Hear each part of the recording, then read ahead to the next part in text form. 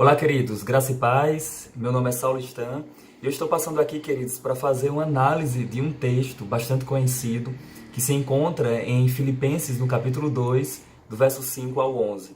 O apóstolo Paulo escreveu essa mensagem aos Filipenses, a carta aos Filipenses, quando ele estava na sua primeira prisão em Roma, por volta do ano 60, 61 da era cristã. O apóstolo Paulo diz, Filipenses 2, do verso 5 ao 11: Tende em vós o mesmo sentimento que houve também em Cristo Jesus. Aí o texto diz, pois ele, subsistindo em forma de Deus, não julgou como usurpação o ser igual a Deus. Verso 7.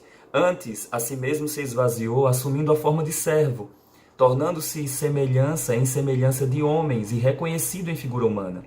8. A si mesmo se humilhou, tornando-se obediente até a morte, morte de cruz. Pelo que também Deus o exaltou soberanamente e lhe deu um nome que está acima de todo nome, para que ao nome de Jesus se dobre todos os joelhos dos que estão nos céus, na terra e debaixo da terra. E o verso 11, e toda língua confesse que Jesus Cristo é Senhor, para a glória de Deus Pai. Então, nós estamos diante de um texto aqui bastante conhecido.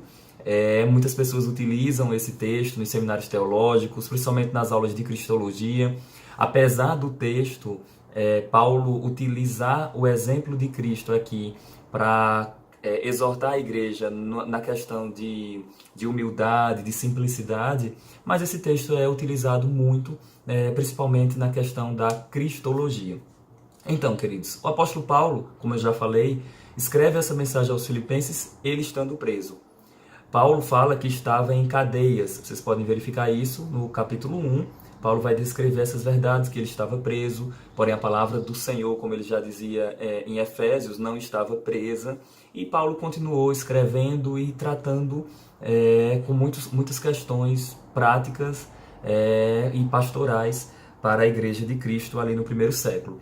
Sendo assim, queridos, a mensagem aos Filipenses, existem diversas verdades que nós podemos extrair daqui. Mas, por exemplo, nós temos exemplo a ser extraído. Paulo corrige essa igreja na área da unidade. Ele vai falar que Sintique e Evódia, elas deveriam falar a mesma coisa. Aqui no capítulo 4, verso 2. Rogo a Evódia e rogo a Sintique que pensem concordemente no Senhor. Ou seja, falem a mesma coisa. Então, Paulo vai tratar sobre unidade. Paulo vai corrigir a igreja a ter cuidado com os falsos mestres. No capítulo 3, ele vai dizer, eu não me canso de falar as mesmas coisas porque é segurança para vós. Ele vai dizer que eles devem ter cuidado com os cães, com a falsa circuncisão, os inimigos da cruz, os falsos irmãos. E Paulo vai trazer também aqui exemplo de humildade, exemplo de unidade na igreja, como eu já falei, e ele exorta a igreja nesse contexto. Sendo assim, a igreja de Filipos, né, na verdade a igreja que se encontrava na cidade de Filipos era uma cidade, foi a primeira igreja cristã da Europa a ser alcançada pela evangelização através da vida do apóstolo Paulo nas suas viagens missionárias. Sendo assim, em Filipos, a cidade recebe esse título em homenagem ao pai de Alexandre o Grande, e que tem esse nome de Filipe, e a cidade recebe o nome de Filipenses, sendo reconhecida também dentro do contexto do Império Romano, e muitas pessoas recebiam o título de cidadãos romanos, mesmo estando em uma outra região, mas estavam sob o governo do Império Romano. Então essa era uma cidade que tinha rotas, estradas que davam acesso a muitos lugares, estradas romanas bastante conhecidas, e talvez os cidadãos de Filipos eles fossem orgulhosos por causa desse status que a cidade tinha. E isso penetrou provavelmente dentro da igreja também. E Paulo corrige os irmãos usando alguns exemplos. Ele usa o seu próprio exemplo, falando que ele estava em cadeias, que ele estava preso, mas ele permanecia firme no Senhor e queria avançar e ver que os irmãos estariam firmes no Senhor, com Paulo presente ou ausente deles. Isso é muito importante. Quando chega no capítulo 2, no verso 3, olha o que Paulo diz. Nada façais por partidarismo ou vanglória. Então parece que estava existindo ali partidarismo e vanglória. Aí ele diz assim, mas por humildade, considerando cada um ao outro superior a si mesmo. Então Paulo exorta a unidade, a humildade, mas também ele fala que os irmãos em Filipos deveriam considerar os outros irmãos superiores. Essa é a ideia de reino de Deus. O outro é superior a mim. Se eu considero assim, eu com certeza vou avançar. Aí Paulo utiliza-se de um exemplo maravilhoso. Antes disso, ele diz no verso 4, não tenha cada um em vista o que é propriamente seu, senão também cada qual o que é dos outros. Então, o que é que Paulo está falando? Paulo está falando, não use dos seus privilégios para sobressair ante as outras pessoas, mas pelo contrário, considere o outro superior.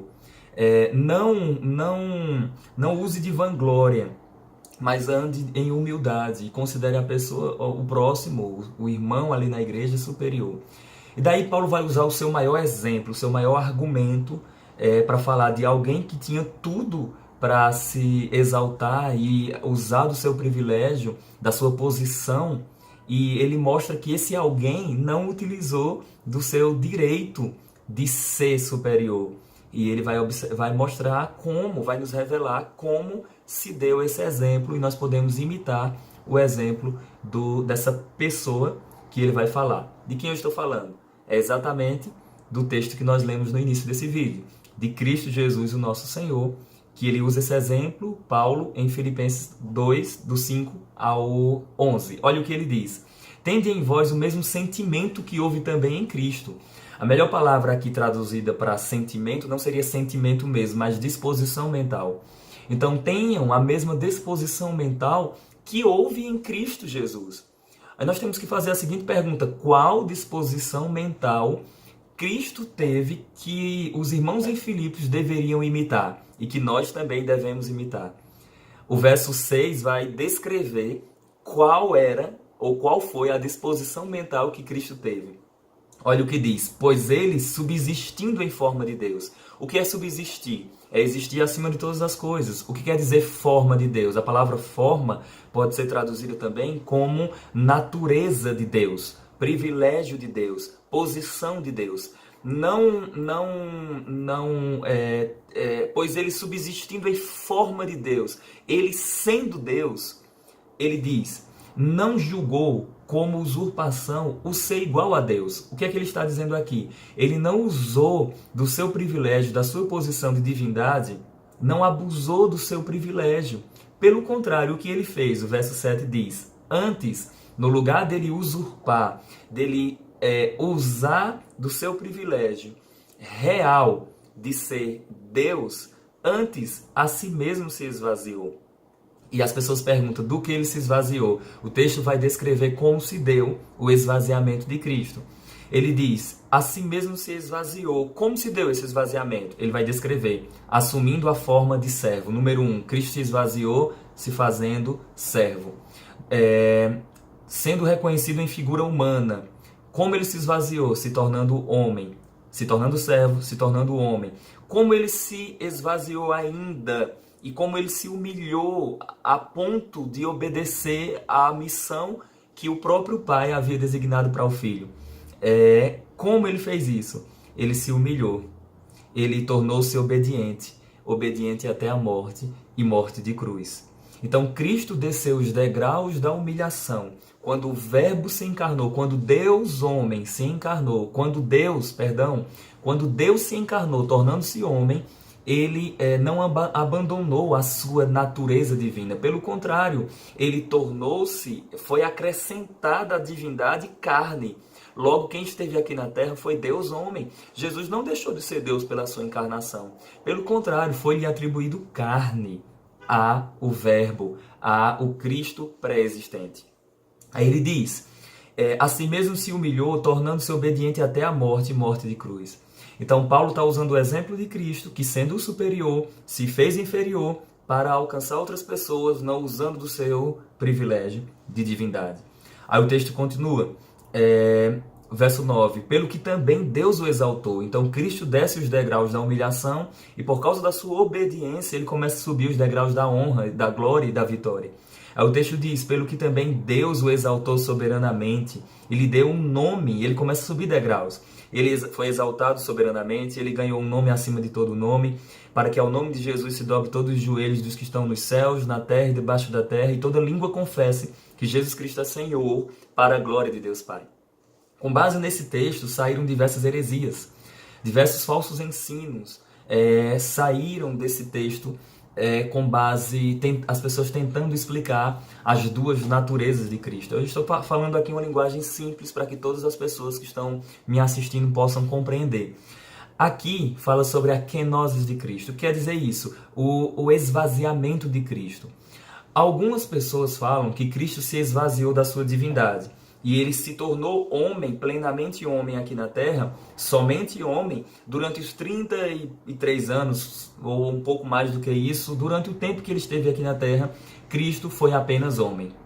Isso vai de encontro à ortodoxia bíblica, que mostra que Jesus era Deus encarnado, até porque o anjo, no nascimento de Cristo, até antes do nascimento, vai avisar para Maria que ele seria o Emanuel, que quer dizer Deus conosco. Não era homem conosco apenas, mas era Deus conosco.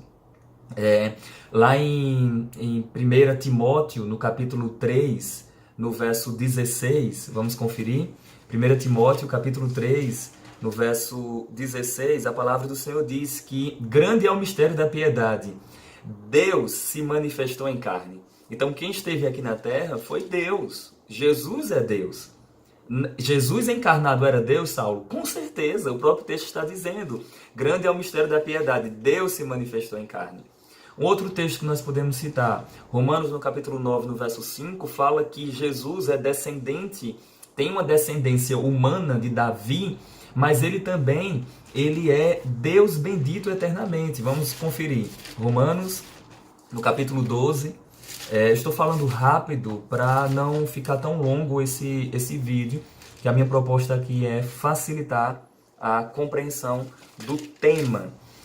Vejamos, Romanos capítulo 9, verso 5. Olha o que diz. Deles são os patriarcas, e também deles descendem o Cristo, segundo a carne, o qual é sobre todos, Deus bendito, para todo sempre, eternamente. Deles quem Paulo está falando? Se você observar antes, ele vai falar sobre as pessoas do Antigo Testamento. Ele vai citar os patriarcas. No verso 4 ele diz, são israelitas, pertence-lhes a adoção também, e a glória, e as alianças, a legislação, o culto, as promessas. Deles são os patriarcas. Então ele está falando exatamente do povo judeu. E Cristo, vindo da descendência judaica, segundo a carne, a Bíblia fala que ele era descendente dos pais, os patriarcas, segundo a carne, mas ele era Deus bendito eternamente. Então, negar a divindade de Cristo é cair na heresia. Então, de fato, o texto de Filipenses não está negando a divindade de Cristo. Outras pessoas tentam argumentar dizendo assim, não, na verdade, Cristo, ele era Deus, sim, e homem na sua encarnação, porém, Cristo fez o quê? Ele deixou de ter seus atributos como Deus. E isso é um pouco complicado, queridos, porque para os dois casos, os dois argumentos, nós temos fortes textos que comprovam Cristo sendo Deus mesmo encarnado. Vou dar um exemplo aqui para vocês. Eu poderia utilizar vários exemplos que outras pessoas usam para mostrar em Atos Cristo sendo Deus. Mas eu acredito que se eu mostro atitudes e ações de Cristo que comprovaria a sua divindade, não seria um bom argumento, porque pessoas podem ser utilizadas por Deus naquele mesmo milagre e mesmo assim elas não serem uma divindade. Então eu gosto de utilizar os textos que são mais claros, provando a divindade de Cristo. Então vou dar um exemplo aqui. As pessoas asseveram, não, Cristo deixou de ser Deus durante 33 anos, tudo bem. Deus é imutável. Se Cristo deixou de ser Deus durante os 33 anos, logo Deus mudou. Porque Jesus é Deus. Nós cremos na doutrina da Trindade. O Pai é Deus, o Filho é Deus, o Espírito Santo é Deus. Então, se Cristo deixou de ser Deus com a encarnação, logo Deus mudou. Ah, mas eu não entendo isso. Eu vou negar uma doutrina essencial para a fé cristã porque eu não entendo? o grande apóstolo Paulo chamou isso de mistério, de grande mistério. O verbo se fez carne. João fala em João capítulo 1, do verso 1 ao 3, que o verbo era Deus, o verbo estava com Deus e todas as coisas foram feitas por ele. Em 1,14 de João, ele diz, esse verbo se fez carne e habitou entre nós. Jesus falou várias vezes, ainda antes que Abraão existisse, eu sou. Em João 17,5, Jesus falou assim, Pai, glorifica o Filho com a mesma glória que eu tinha junto de ti antes dos tempos eternos. O Filho lembrou que tinha glória com o Pai antes dos tempos eternos. Ou antes da fundação do mundo. Ou seja, o Filho é pré-existente, Jesus é pré-existente. Em Hebreus, no capítulo 1, do verso 1 ao 3, fala que, havendo Deus outrora falado muitas vezes aos pais pelos profetas, nesses últimos dias nos falou pelo Filho, a quem constituiu o herdeiro de todas as coisas, pelo qual o Filho fez o universo. O universo foi feito através do Filho, ou pelo Filho. Então, eu negar a divindade de Cristo é cair na heresia. Na história da igreja se falava assim, se Jesus fosse apenas homem, ele não conseguiria reunir o pecado de toda a humanidade e morrer por esses pecados, os passados, os presentes e os futuros, e produzir vida para nós. Se Jesus fosse apenas Deus, ele não poderia morrer, porque Deus não morre. Então, o que aconteceu? Deus é tão precioso, tão glorioso, que ele não pode morrer, mas o verbo se fez carne e habitou entre nós. O Deus foi revestido de carne para estar assim apto a morrer por todos nós. Logo, quem morreu lá na cruz? Deus homem. Quem perdoou pecados? Deus homem. Deus homem esteve entre nós. Ah, mas isso eu não entendo ainda. Não entender não quer dizer que tenhamos que negar, mas precisamos aceitar a ortodoxia bíblica, a doutrina correta da palavra de Deus. Outros asseveram que Jesus abandonou com a sua encarnação os seus atributos, no sentido de deixou de ter os atributos. Ora, se Jesus é Deus, ele sendo imutável, Deus tem os seus atributos que permanecem porque ele é Deus, e se ele deixa de ter algum atributo, algo da sua divindade foi anulada. Então fica difícil a gente entender esse argumento. Agora, existe algo na teologia chamado communicatio idiomatum, que seria a ideia de comunicação de atributos. Coisas típicas da divindade são atribuídas à humanidade de Cristo. Coisas típicas da humanidade de Cristo são atribuídas à divindade. Então, eu posso não entender isso na plenitude, mas eu preciso acreditar assim. Ah, Saulo, mas Jesus era cheio do Espírito Santo e ele falou coisas por meio do Espírito Santo. É verdade. Ele agiu no poder do Espírito. Cristo foi ungido pelo Espírito Santo. A palavra do Senhor fala que o Espírito veio sobre ele em forma corpórea de pomba. Atos capítulo 10, verso 28 fala que o Pai, verso 38, diz que o Pai ungiu o Filho com o Espírito e com poder, o qual andou entre todos nós, fazendo bem e curando a todos oprimidos do diabo. Andou por todo mundo, fazendo bem e curando a todos oprimidos do diabo. Mas em toda a obra de Cristo, as três pessoas, no caso as duas outras pessoas, estavam juntas. O Pai estava, o Espírito também estava. Mas quem morreu na cruz não foi o Pai, nem o Espírito. Quem morreu na cruz foi o Filho. Essa é a doutrina da cristologia que nós cremos na palavra do Senhor. Então, vamos voltar para Filipenses e vamos extrair algumas riquezas aqui. Continuando o texto, voltando aqui à explicação de algumas coisas, a palavra forma aparece duas vezes aqui. Na verdade, ela aparece mais vezes, aparece três. Aparece forma de Deus, forma de homem, forma de servo. Qual seria a ideia aqui?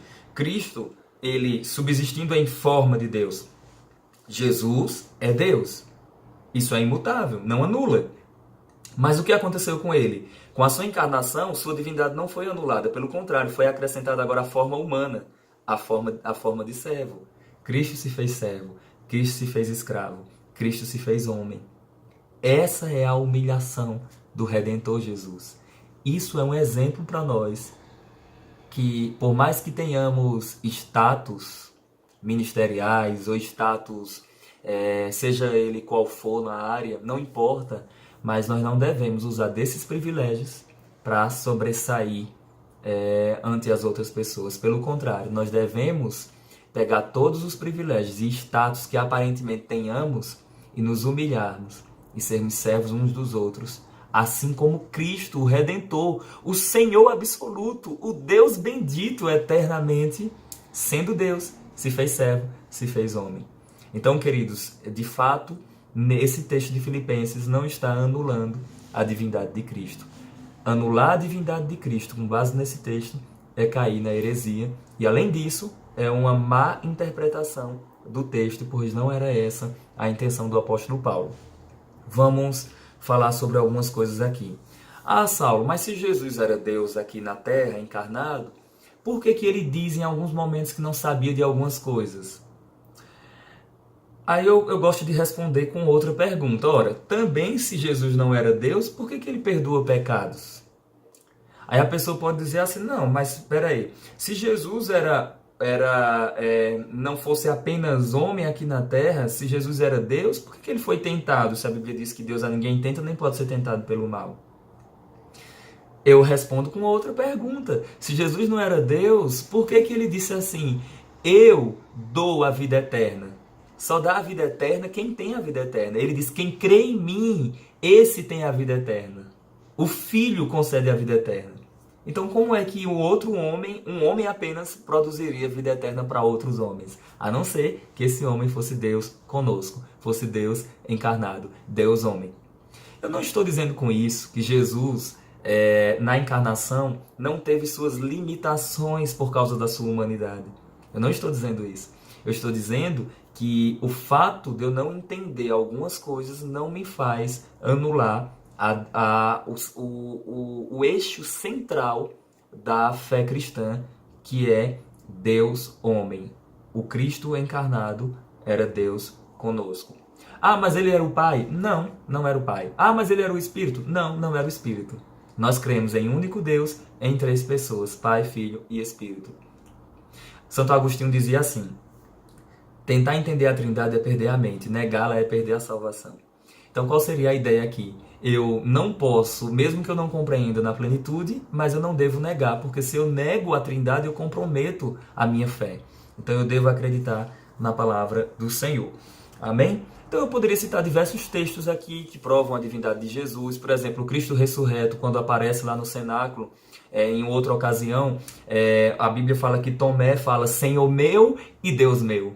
É uma exaltação a Cristo, reconhecendo Ele como Senhor e como Deus. No nascimento de Cristo, levaram para Ele incenso, ouro e mirra. Incenso para um Deus, mirra para um rei, ouro para um rei, incenso para um Deus. E mirra tinha um cheiro suave e o gosto amargo. Falava do seu sacrifício como homem, do seu sacrifício, o sacrifício que Ele padeceria. Ele é Deus, Ele é homem, Ele é rei. Mas a palavra do Senhor também fala que Maria, mãe do Senhor, quando foi visitar Isabel, com a saudação dela, a criança no ventre de Isabel, João ou Batista, se alegrou e foi cheio do Espírito Santo. Só que a Bíblia fala que Isabel disse assim, muito me alegra receber na minha casa a mãe do meu Senhor. Jesus, no ventre de Maria, era Senhor de Isabel. Jesus, encarnado, foi adorado e não impediu a adoração. Pessoas se prostravam diante dele e o adoravam. Pessoas reconheciam que ele era o Messias enviado da parte de Deus. A palavra do Senhor fala que Deus estava em Cristo reconciliando os homens consigo mesmo, não imputando os seus pecados. Diversos outros textos da palavra do Senhor revelam a divindade do Cristo, mesmo encarnado. Agora, é lógico que houve um esvaziamento aqui. Então, de que foi esse esvaziamento? Como se deu isso? Bom, nós temos indícios na palavra do Senhor. Se o texto está falando de humildade, de exemplo de alguém que tem todo o status, mas desce desse status e em uma atitude de humilhação anda com os outros, anda entre nós, então nós podemos entender que o esvaziamento de Cristo aqui não foi da sua divindade, não foi dos seus atributos. O esvaziamento de Cristo aqui foi exatamente da sua glória, do seu privilégio como Deus, do seu status de divindade. Lembre-se, ele descendo dos céus e se fazendo homem, através do ventre de Maria. Isso foi já uma humilhação, porque Deus homem se limitou a um corpo. Deus se limitou a um corpo humano. Deus homem esteve entre nós. Agora, essa limitação não quer dizer que Cristo anulou o seu poder de maneira nenhuma. Pelo contrário, ele esteve entre nós, ele foi tentado realmente, ele passou por dificuldades mesmo, tinha coisas que de fato ele não sabia, tinha coisas que de fato ele sabia, mas isso não anula de maneira nenhuma a sua divindade. Eu posso explicar isso de outras maneiras mais teológicas, mas ficaria bem mais difíceis de entender. Então, vamos explicar aqui. Do que Cristo se esvaziou? Da sua glória. Cristo se esvaziou da sua glória, da sua posição, do seu privilégio e se fez homem e andou entre nós. Deus homem esteve aqui. Como eu provo isso? O texto já citado de João 17, verso 5 diz isso. Pai, é hora de glorificar o Filho com a mesma glória que eu tinha junto de ti antes dos tempos eternos, ou desde a fundação do mundo. Ele tinha uma glória, ele era glorificado, ele tinha uma glória junto com o Pai. Quando eu falo glorificado, era de ter glória, não do corpo glorificado. Mas o Filho, o Verbo, tinha glória junto com o Pai. Pela fala de Cristo, parece que ele perde essa glória, entendeu? Agora ele abandona essa glória e ele diz, é hora de glorificar o Filho com a mesma glória que eu tinha junto de ti antes dos tempos eternos. Interessante que a exaltação e a glorificação de Cristo vem por meio da ressurreição. Quando Cristo ressuscita, quando Cristo foi assunto aos céus, a plenitude da sua exaltação se dá quando ele se assenta à destra do Pai nas alturas. Então, essa era a análise que eu queria trazer do texto. Qual é a aplicação prática que nós temos para as nossas vidas?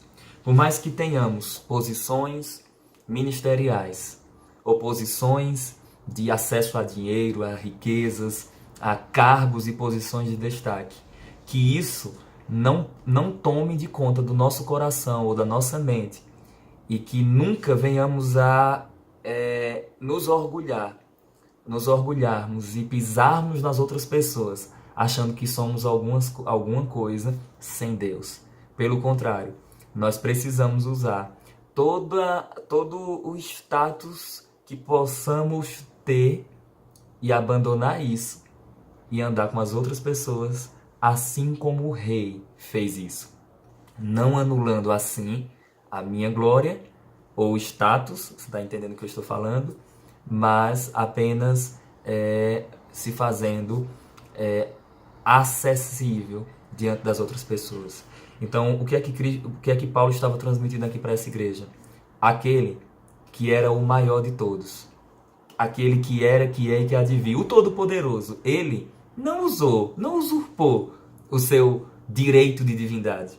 Pelo contrário, ele se fez homem, ele se fez servo, ele andou entre nós. Era isso que eu queria compartilhar com vocês com base nesse texto aqui. Se você ficar com alguma dúvida, você pode deixar suas perguntas abaixo do vídeo que eu estarei esclarecendo. Mas existem diversos livros na área da teologia que possamos estudar e extrair essas verdades também. Cristologia é a doutrina, o estudo sobre Cristo, aquele que era Deus e homem entre nós. E hoje ele é o quê? Deus e homem, glorificado lá nos céus. A palavra do Senhor fala que nós temos um intercessor entre Deus e o homem, que é Jesus Cristo, homem. Mas a mesma palavra que transmite isso, diz que ao Filho foi confiada a autoridade de julgar todos os povos. Quem julga, senão Deus? O Filho vai vir e ele há de julgar todos os povos. O Filho produz vida eterna. O Filho é um intercessor. Sendo assim, nós reconhecemos, e eu reconheço, que Jesus nunca, repito, nunca deixou de ser Deus. Negar a divindade ou a humanidade de Cristo, negar uma ou outra natureza, é cair no engano da heresia. Preste atenção, se ele era só Deus, nós não estamos salvos. Se ele era só homem, nós também não estamos salvos. Nós precisamos que o nosso Salvador, nós precisávamos que o nosso Salvador fosse Deus e homem. Por quê? Sendo homem, ele alcança a humanidade. E sendo Deus, ele junta todo o pecado da humanidade e morre consigo mesmo. Lá na cruz, o ladrão da cruz reconheceu que Jesus era Deus. Um outro ladrão disse assim: se tu és mesmo Cristo, desce da cruz, salva a ti mesmo e a nós. O outro ladrão falou assim: não temes a Deus?